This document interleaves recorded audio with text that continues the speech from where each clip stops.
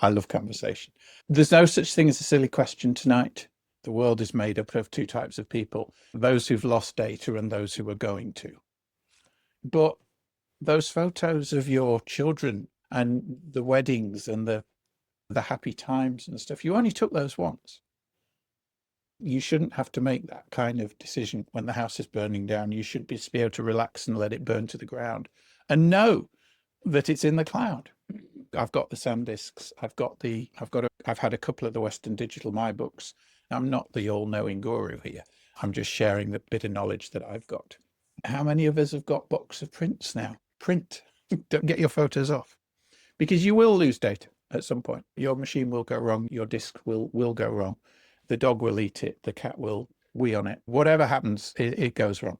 If you've got a backup system that relies on you remembering to do something, it's a bad backup system.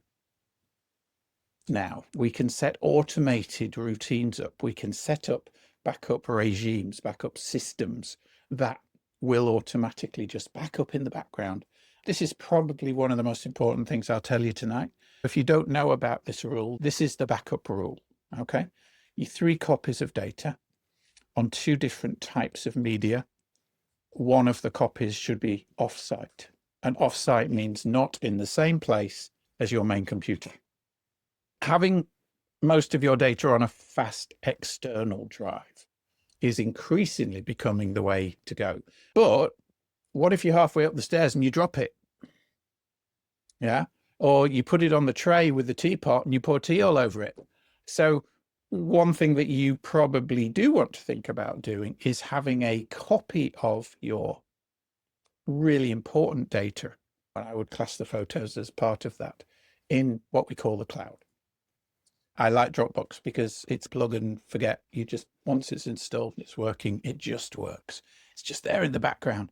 And as soon as you create a file on your computer, as long as it's in one of the Dropbox folders, the file's popped into the cloud. Amazon Photos is worth looking at because they give you unlimited storage for your photos, as long as you're a Prime member. But it is only as long as you're a Prime member.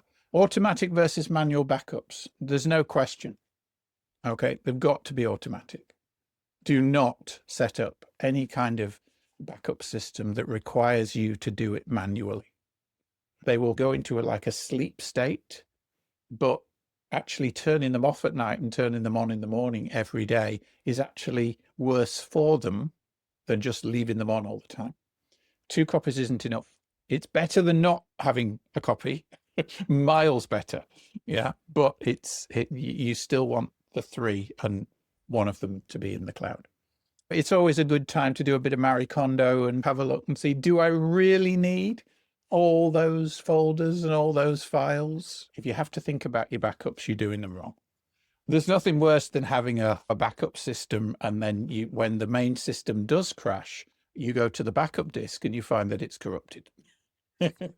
So recovering deleted photos, if you delete photos, they should be ones that you don't want anymore. Then it's not always complete loss of photos though. Okay. So don't delete stuff you don't want to lose.